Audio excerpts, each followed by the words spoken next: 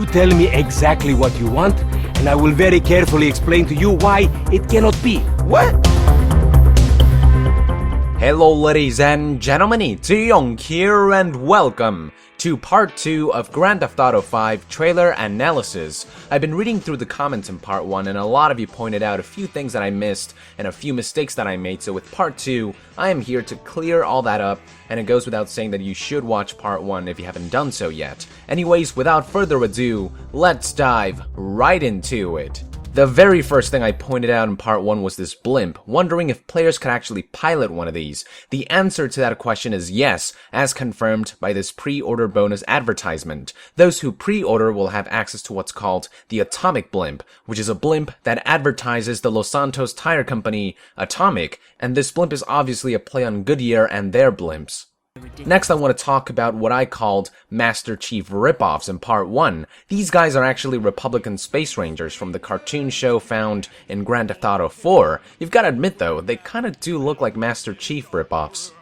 Now, let's flash forward a bit and talk about this dog following Franklin around. I wondered in part 1 if dogs are exclusive to Franklin, and as it turns out, the answer to that question might be yes. The dog's name is Chop, a Rottweiler, and based on screenshots and trailers, it seems as though Chop will be more than just a recreational activity. He will act as a close companion to Franklin, almost like a secondary NPC, allowing him to ride cars alongside Franklin. Furthermore, Chop will actually help Franklin out in missions by assaulting enemies. Our next topic is the character wheel. In my previous video, I expressed confusion over this fourth slot at the bottom, and my assumption was that this fourth slot could perhaps be for a new recruit during heists.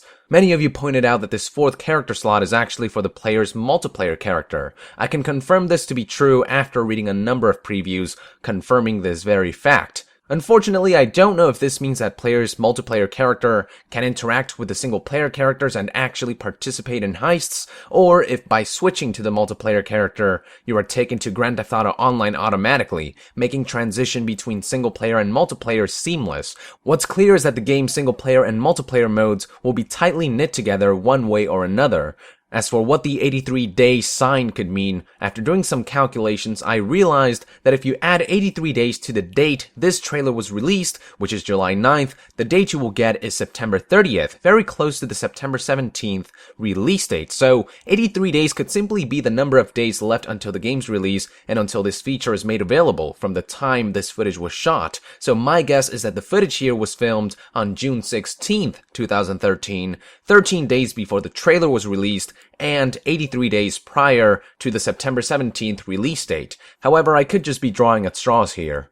Now let's go back to Franklin once again and take a look at this particular scene during which we see him purchasing some kind of a medicine. Some of you have pointed out that what Franklin is carrying could be medical marijuana, which is actually a thing. I guess that's one way for Franklin to get his hands on some pot. Let's switch gears now and talk about Trevor for a second. In part 1, I showed you guys stats for Michael and Franklin, revealing that Michael made a good point man with good shooting, stamina, and stealth stats, while Franklin made a good chaser or extractor due to his excellent driving skills. What I didn't show was Trevor's stats, however, and this can be seen very briefly when switching into his character here.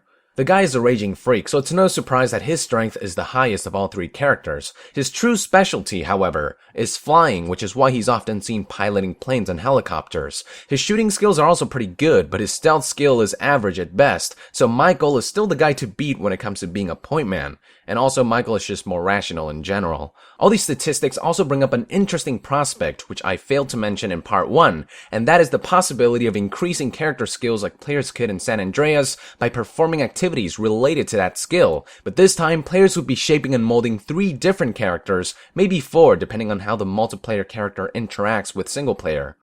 Next, I want to talk about customization. In part 1, I made it sound like car customization and features like tattoos were new to the franchise, but no folks, we have seen these customization features in San Andreas. Unfortunately, many of these features were taken away in Grand Theft Auto 4, but thankfully they will make a return in Grand Theft Auto 5. I also want to talk about weapon customization, a feature which wasn't shown during the trailer. Players can actually add attachments to their weapons, like this flashlight from a past trailer. In this trailer, if you look at Franklin's gun here, you can see that it is equipped with an extended clip.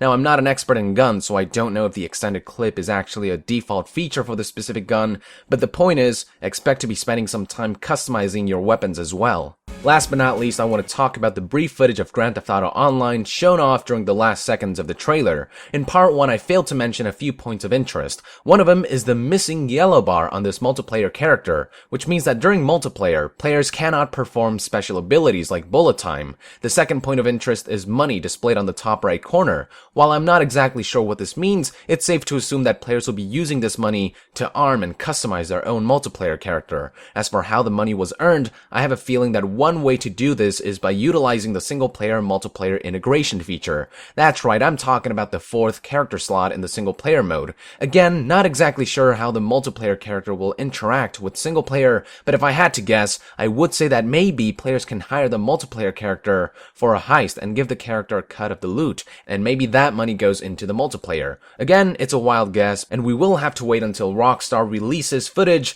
of Grand Theft Auto Online. Anyways, that is it for today, ladies and gentlemen. Thank you for tuning in. Let our nation know in the comments below your own thoughts and guesses on some of these unclear or unknown variables. And to be further updated on Grand Theft Auto 5, be sure to join the nation and subscribe to Young Gear. I'll see you guys next time. Thank you very much, and Young out.